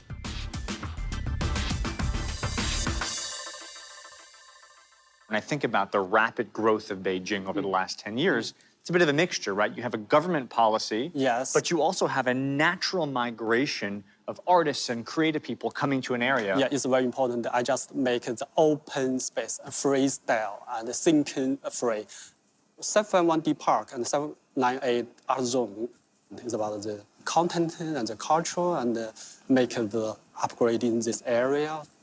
And last year, all the GDP is about 500 billion RMB. 500 billion?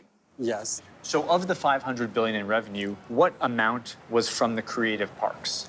61 billion. And is it growing? 13% every year. That's incredible. So this mixed-use development that has the super fancy new buildings and the reimagined old buildings, it as a concept is working. Yes. From repurposed old factories to gleaming new skyscrapers, China's push to modernity has transformed its economy and its skylines. But there are real challenges that come along with rapid growth. 20 years ago, the Beijing Capital Airport was not even among one of the 30 busiest airports in the world. Cut to today, it is number 2, and very soon, it will be the busiest airport on planet Earth. Now, why is this happening? The Chinese are on the move. They're flying more as plane tickets become more affordable. But to give you a sense of scale, by 2035, Chinese airlines are expected to carry a whopping 1.25 billion passengers. And today, even with a massive new terminal, the Beijing Capital Airport is already supporting millions and millions more passengers than it was ever designed to do. And you know, if you've ever been there, flight delays can be common, and they can be epic.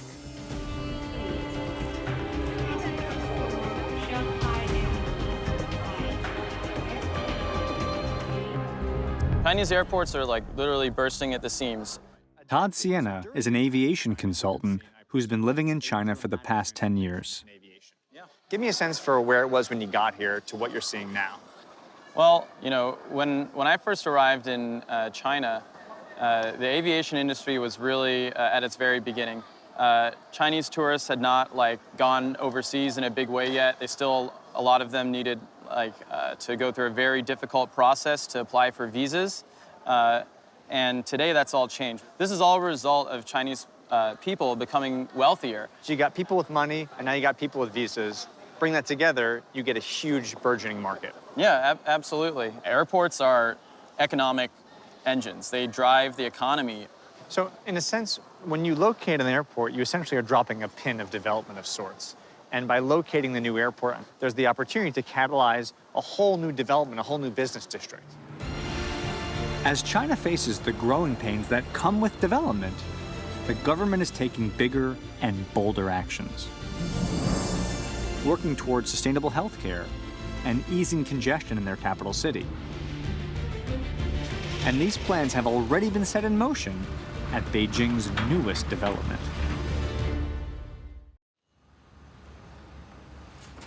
What do you think? Let me check you. You look good here. Check you there. Okay, look. Oh, go over here. Click this over here. Yeah, lock it up there. So we good? Let me check you out. You're over here. Here, look over here. Let me check your hat. Your hat looks good. All right, you come here. Give me a hug. All right. It's not often a three-man job to get ready to go on a roof, but you know what? You know what? We're taking this pretty seriously. We're gonna climb up. Okay. All right, safety first, 2 people, my co-pilot in today's journey, going up on top of the most significant, complicated, geometrically incredible roof ever built on an airport, and there's only one man who can get me up there. Okay. Let's do it. Follow me. Let's do it. Hey. We're going up. Coming up. All right. Whew. All right. All right.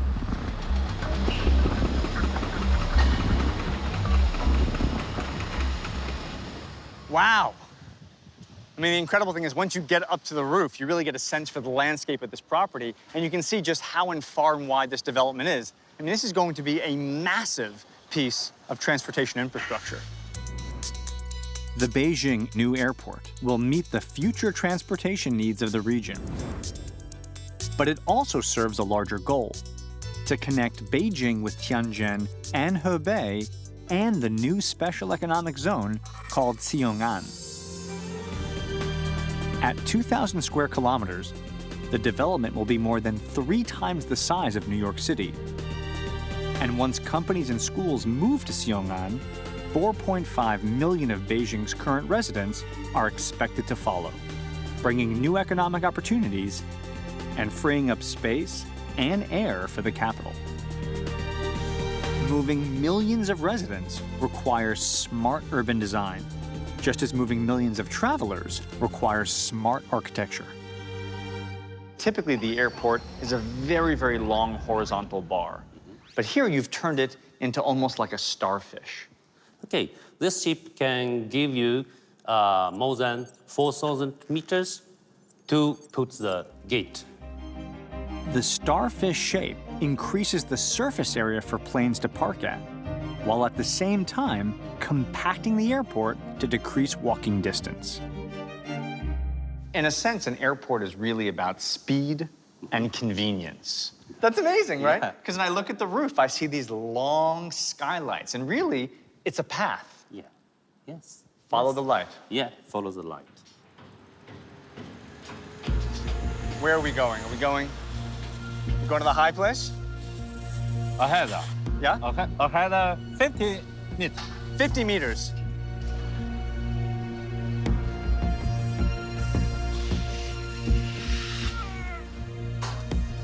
Jesus Christ. Okay.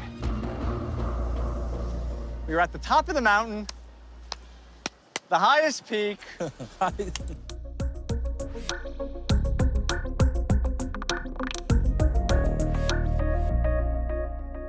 Now, us being up here, what's so cool about that is it really gives you a sense for how this roof transforms. In some areas, it's way over your head. In other areas, it comes crashing down to actually meet the terminal. That space where the roof comes down is happening right over there. We're literally inside one of the most dramatic parts of the roof.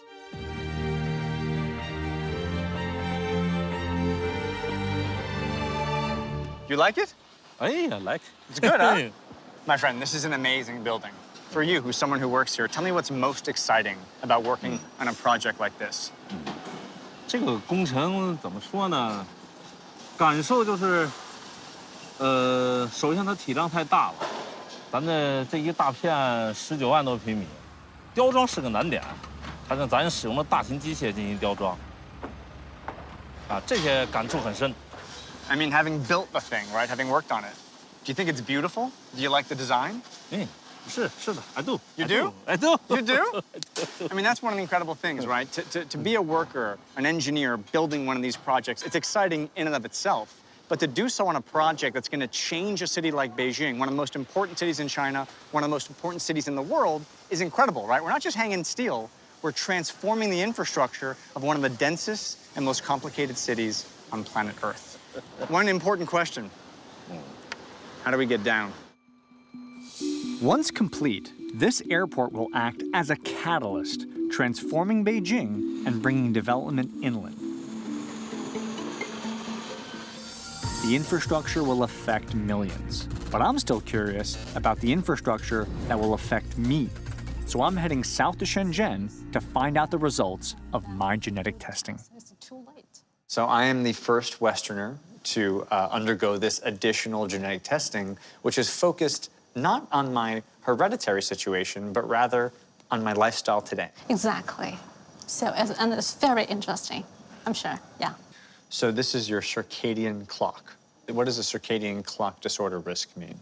Well, which means if someone when they travel a lot, or the lifestyle change frequently, they are really hard to get used to it. But for some specific people, like you, I think, you have a low risk of clock disorder risk, which means you are quite good at that, to control your lifestyle, to control your clock. That's fascinating.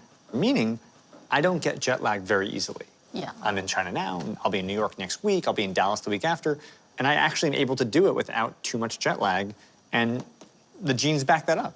That's crazy. It's all coding in the gene. It's coded in the genes. It's amazing. While this is all lighthearted stuff, there's actually something that has always weighed at the back of my mind. To be honest with you, I have quite a bit of cancer in my family.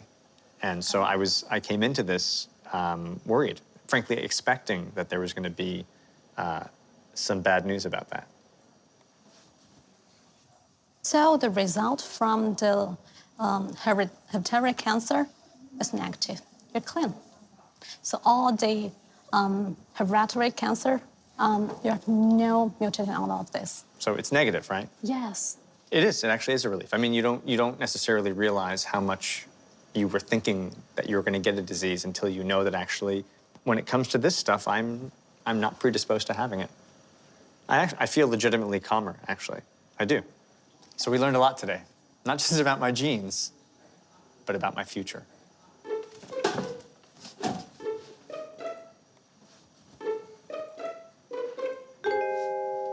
I mean, I'm just saying, I'm not married, you're not married, I got good genes. Look, if ever you were to meet a boyfriend and say, well, what kind of guy is he? You know everything. Dating profile aside, genetic tests like this could change the way we treat diseases. In the old days, that when people get a disease, the treatments were all the same. Right. They use the same drugs for everyone. Right. Nowadays, the genetic sequencing can provide more accuracy about the genomic information of cancers, and we can have information of 20,000 genes at the same time. if I have a tumor and you have a tumor, they're both cancer, but at a molecular level, these tumors are different. Yes. And as a result of that discovery, the way we approach our treatment should also be different. That's the progress of science. I mean, it's incredible. Like in the term of our lifetimes, in 20, 30 years, we've already changed the way we're thinking about cancer. This precision medicine that comes from gene mapping will help patients live longer and better. And learning that cancer is not part of my genetic destiny has already changed my outlook on life.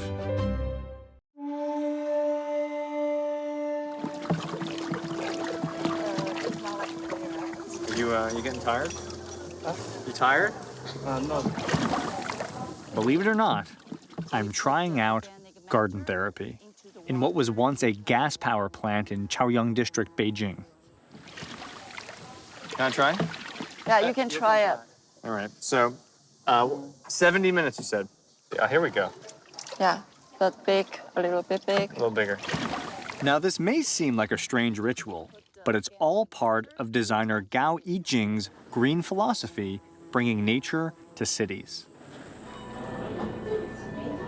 Part restaurant, part living lab, and part florist, 751 Botanica is the realization of this total environmental vision.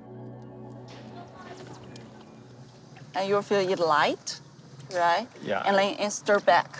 I have to admit that the New York American in me does not have the garden therapy. It does not come natural to me. So myself and Wu Qifan have prepared the water. And now, Wu Qifan, what is the next step in our process? So we baptized the plants as part of a deeply religious ritual. Can do.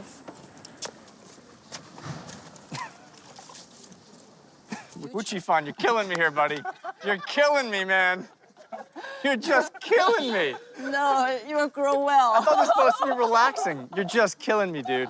Get the willows nice and wet, and we express ourselves through the majesty of gardening. This isn't something you've invented, so I look ridiculous today, is it? No, you're No? not. Okay, just You making look sure. so handsome. I look today. handsome? All right. Yeah. Beijing is a living tapestry, interweaving her dynastic years with the current republic. As the city evolves, repurposed industrial spaces like 751D Park provide a sustainable way to preserve her history. The building remains, but individuals, like Gao, are free to interpret this space in a whole new way.